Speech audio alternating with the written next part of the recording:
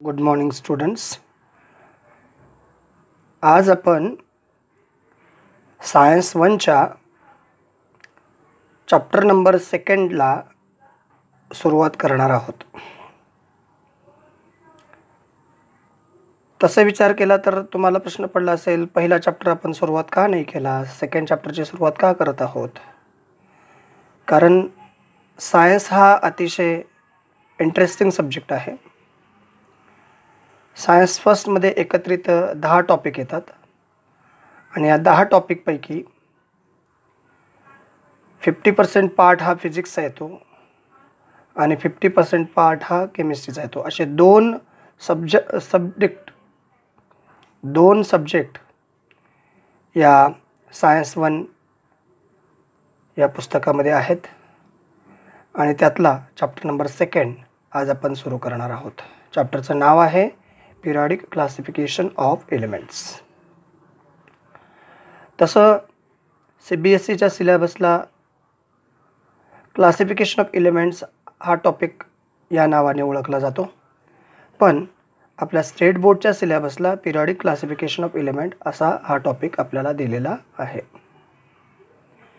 या टॉपिकमध्ये अतिशय महत्त्वाचे मुद्दे आपल्याला डिस्कस करायचे आहेत.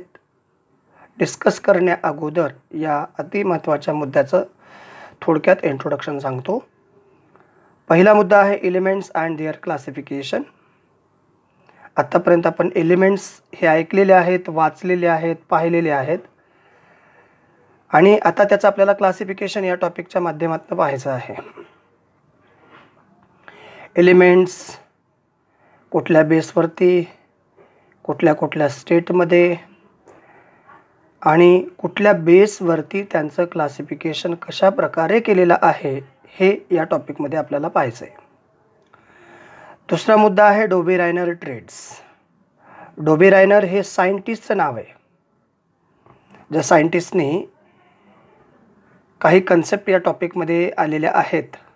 आपल्या सिलेबसला ठरलेल्या सिलेबसनुसार डोबे रायनरचा ट्रेड्स नावाचा कन्सेप्ट आपल्या टॉपिकमध्ये आहे. तर ट्रेड्स म्हणजे 3 एलिमेंटचा कॉम्बिनेशन, 3 एलिमेंटचा ग्रुप, त्याला ट्रेड्स असं म्हणतात. आणि या ट्रेड्समध्ये 3 एलिमेंटचे ग्रुप डोबे रायनरनी मेन्शन केलेले आहेत, म्हणून त्याला डोबे रायनरचा ट्रेड्स असं म्हटलेलं आहे. त्याच्यानंतरचा मुद्दा आहे न्यूलँड्स लॉज ऑफ ऑक्टिव्स. आता ऑक्टिव्स म्हणल्यानंतर 8 असा त्याचा अर्थ होतो. न्यूलँडचा नियम आहे, न्यूलँड्स लॉज ऑफ ऑक्टिव्स. न्यूलँडचा नियम आहे, ज्या नियमाच्या अधीन 8 एलिमेंट्सचा एक ग्रुप तयार केलेला आहे आणि हे 8 एलिमेंट्सचे खूप सारे ग्रुप किंवा 2 असतील, 3 असतील, 4 असतील, जे काही ग्रुप या आपल्या सिलेबसला ठेवलेले आहेत ते न्यूलँड्सने रिप्रेझेंट केलेले आहेत, म्हणून त्याला आपण न्यूलँड्स लॉज ऑफ ऑक्टिव्स असं म्हणतो. त्याच्यानंतर महत्त्वाचा मुद्दा येतो मेंडेलिव्हज पिरियॉडिक टेबल. हा आणखीन एक तसाच महत्त्वाचा पार्ट आहे, तसाच महत्त्वाचा पॉईंट आहे या टॉपिकमध्ये असणारा. पिरियॉडिक टेबल तुम्हाला माहीत आहे, पण मेंडेलिव्हजनी तयार केलेला पिरियॉडिक टेबल, मेंडेलिव्हजनी काय काय मेन्शन केलेलं होतं या पिरियॉडिक टेबलमध्ये, मेंडेलिव्हजनी या पिरियॉडिक टेबलमध्ये काय तयार केलं, कशा प्रकारे तयार केलं, त्या पिरियॉडिक टेबलमध्ये एलिमेंट्स आहेत का, आहेत तर ती कशी आहेत, कुठल्या बेसवरती त्याला त्या पिरियॉडिक टेबलमध्ये ठेवण्यात आलेलं आहे, या सगळ्या प्रॉपर्टीज आपल्याला या पॉईंट्समध्ये पाहायच्या आहेत. आणि राहिला शेवटचा मुद्दा, शेवटचा पॉईंट या चॅप्टरचा, या टॉपिकचा, modern periodic table. Modern periodic table हल्ली अगदी लो स्टँडर्डपासून हाय स्टँडर्डपर्यंत वापरला गेलेला पिरियॉडिक टेबल आहे, ज्याचा डेली रुटीनमध्ये खूप सारे स्टुडंट त्याचा वापर करत असतात.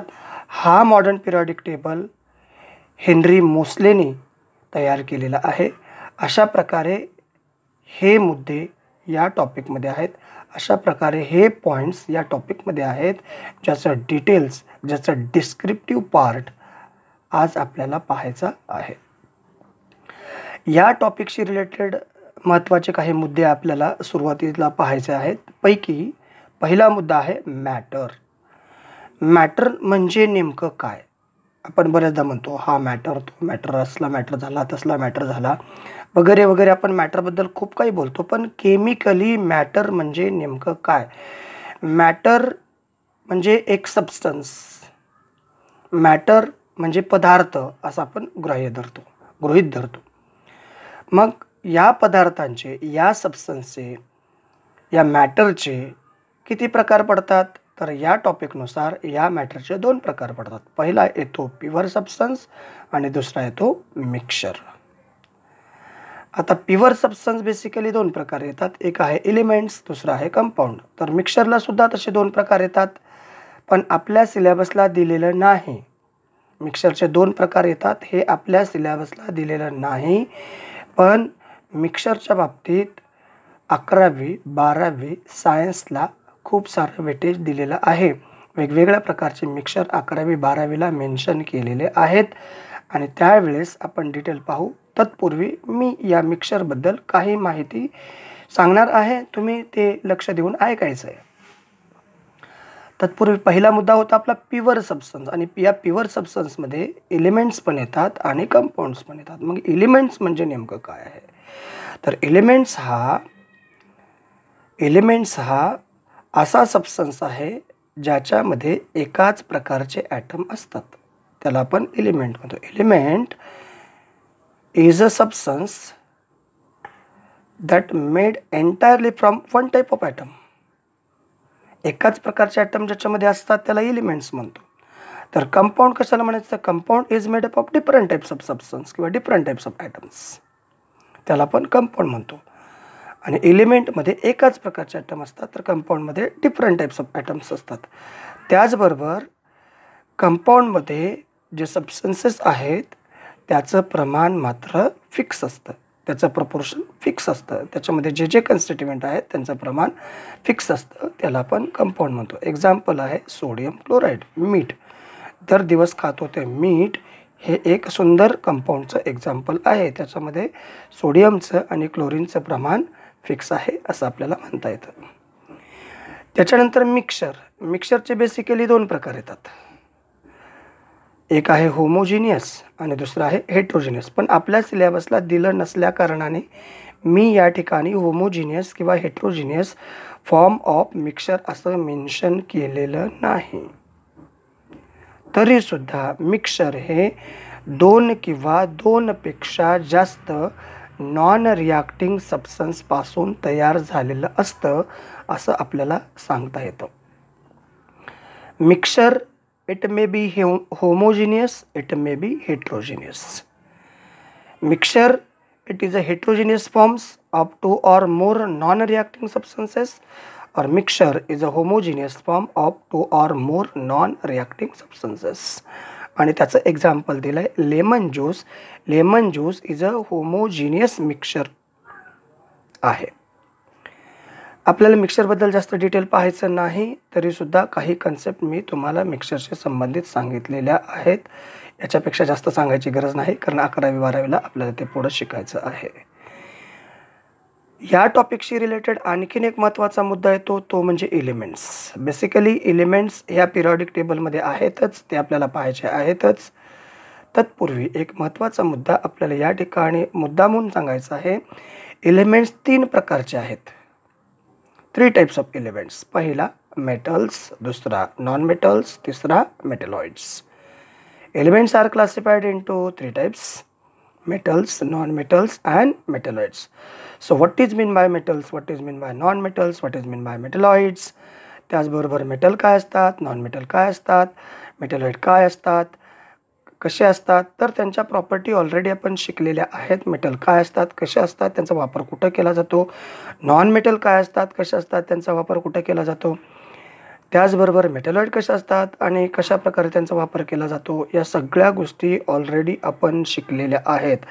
8th स्टँडर्डमध्ये शिकल्यात, 9th स्टँडर्डमध्ये शिकलेल्या आहेत, आता 10th स्टँडर्डमध्ये परत शिकणार आहोतच. तशाच काही प्रॉपर्टी डिटेल न सांगता शब्द स्वरूपात या ठिकाणी मांडलेल्या आहेत. Metals are solid at room temperature, metals are lustrous, metals are hard, metals are ductile, metals are malleable, Metals are good conductor of heat and electricity. Metals have high density, high melting and boiling point, and sonority. These are the properties of metals. Also, some properties of non-metals are mentioned here. Properties of non-metals are solid, liquid and gaseous state at room temperature. Non-metals are non-lustrous, brittleness. Non-metals are neither ductile nor malleable.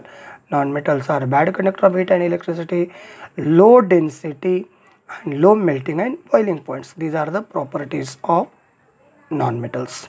Metalloids are the substance which shows the metallic property as well as non-metallic property. त्याचबरोबर आणखीन एक महत्त्वाचा मुद्दा त्या ठिकाणी येतो, matter हा कशापासून तयार होतो हा जर प्रश्न उद्भवला असेल तर मॅटर हा बेसिकली ॲटमपासून तयार होतो. Matter is made up of atom and atom is very small part of the matter. So therefore atom consists of what? तर ॲटम मध्ये नेमकं काय आहे? ॲटम मध्ये येतात प्रोटॉन, न्यूट्रॉन आणि electrons. Atom consists of 3 subatomic particles, 3 main subatomic particles: proton, neutron and electron. So where is the proton, where is the neutron and where is the electron? Proton present in the nucleus. Proton are positively charged particle present in the nucleus.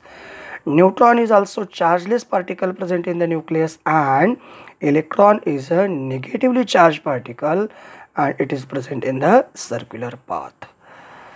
अशा प्रकारे proton, neutron आणि electron या एकत्रितपणे item हा electrically neutral असतो. But that is the most important points related to that topic.